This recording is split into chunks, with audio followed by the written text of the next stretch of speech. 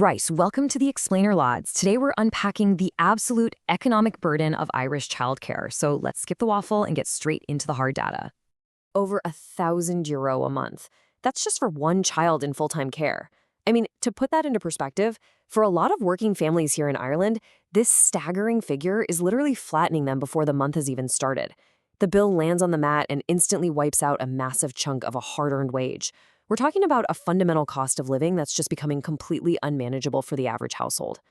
So let's look at the actual divide here. When you stack up standard Irish take-home pay right against those immense fees, well, you instantly see why families are feeling such a massive pinch. You've got parents doing their 40-hour weeks, paying their taxes, doing everything right, and then they're having to hand over a record chunk of their net income just for childcare.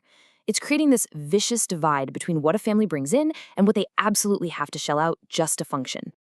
And this brings us to the double squeeze of housing and childcare. Because look, these fees don't exist in a vacuum, right? Families are facing an agonizing double pressure right now. On one hand, you've got the soaring costs of an Irish mortgage or rent, and sitting right next to it, the childcare bill.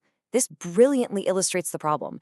People are essentially paying two mortgages just to keep a roof over their heads and make sure their kids are looked after.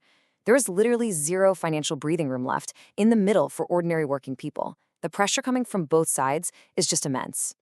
So let's zoom out a bit, looking across the Celtic Sea. The contrast here is fairly stark. When we actually measure it as a percentage of household income, Ireland's childcare costs tower right over the European Union average. The data clearly shows we're carrying a much heavier load than the European norm, where the state subsidizes a far larger chunk of early years care. It's disproportionate, to say the least.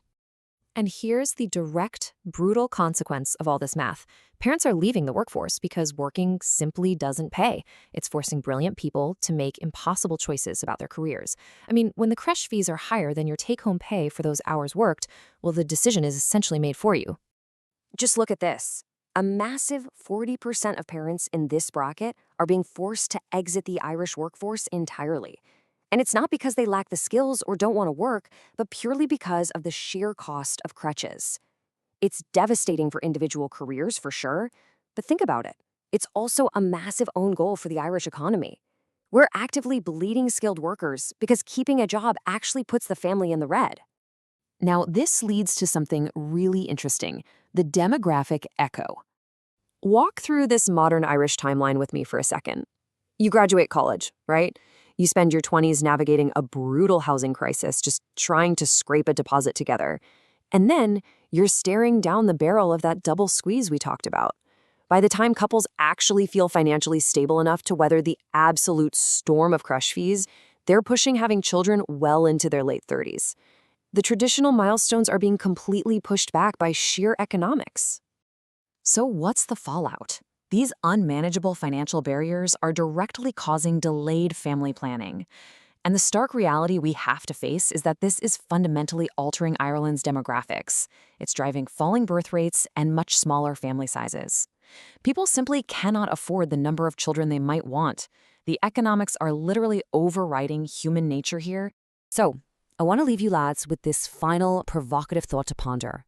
If our working families, the absolute engine of the state, if they can't afford to grow, what does that actually mean for Ireland's future? Who builds the next generation of the economy when the current generation is priced out of having one? Thanks a million for joining me for this explainer. Stay curious, and I'll catch you on the next one.